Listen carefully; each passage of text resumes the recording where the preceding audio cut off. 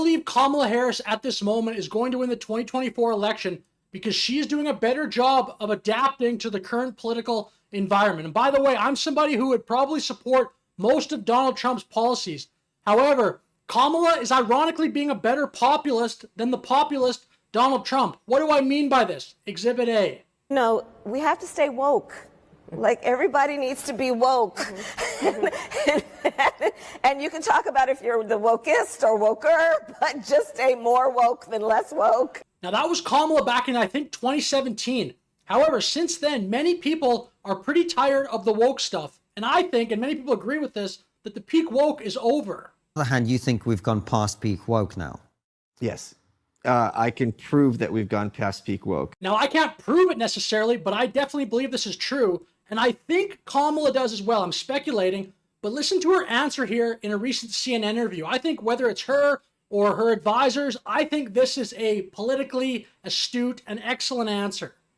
He suggested that you happened to turn black recently for political purposes, questioning a core part of your identity. Yeah. Any? Same old tired playbook. Next question, please. That's it? That's it. Okay.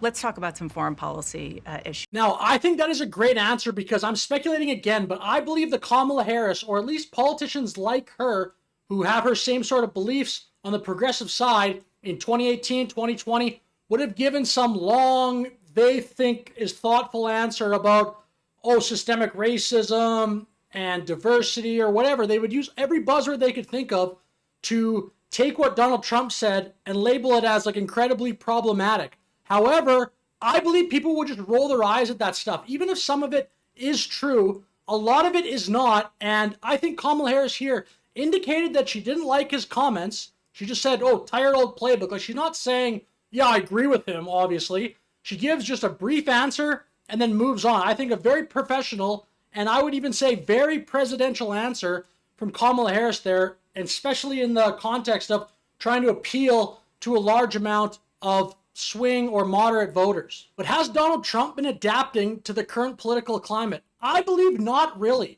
His brash sort of Twitter posting stuff, I think, worked back in 2016. He would say wild things, very hyperbolic things. I mean, I think probably a huge percentage of people know literally what the word hyperbole is because of Donald Trump. I alone can fix it. How are you going to make them pay for the wall?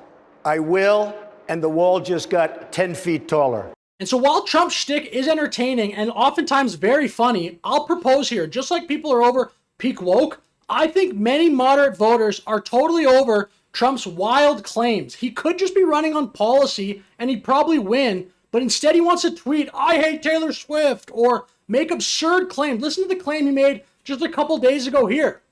Detroit will be wiped out within 2 years. You watch. If I lose this election, two things you won't have. You won't have auto workers in this country, and Israel will be totally demolished.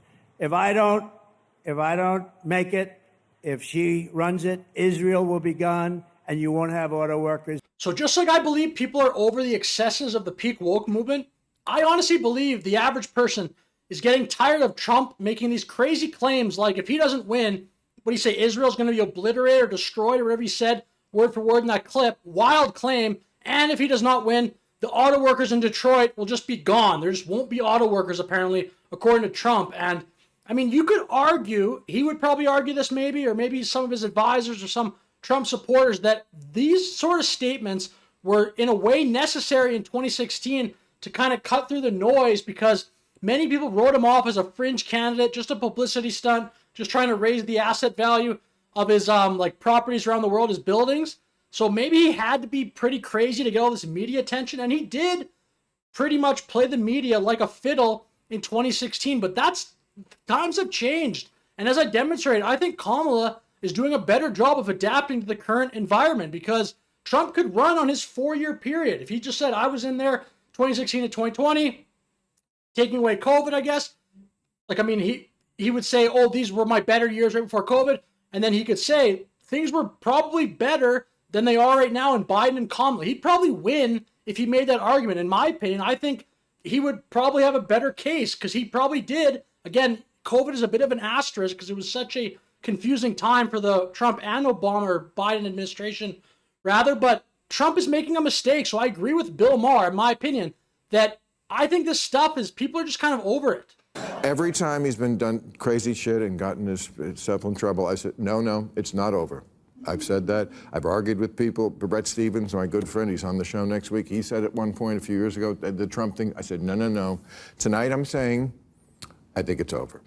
And then it was just, and I feel like eating the dogs, we're at this point. So I agree with Bill Maher here. I think Trump is just pushing it too far. I think he's lost the mood of the country a little bit.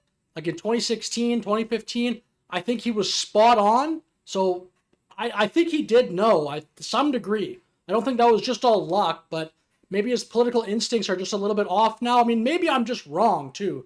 Let me know in the comments if you don't agree with anything that I'm saying, but I think Trump is just making a mistake. Policies, he could go say, look, we had a better economy during my time. Some of the median wages were starting to come up. There was lower inflation, certainly. All the foreign conflicts there's way less tension in the world compared to the Kamala Harris, Joe Biden administration. But instead he'll throw out these wild claims, almost like he's mentally still in 2016, just trying to poke the bear of the people at CNN to try to trigger them into making him the news cycle for the next 3 days or whatever kept happening in 2016. So I think poor strategy. So let me know in the comments if you do not agree with that. Either way, thank you for watching this video. Have a great day.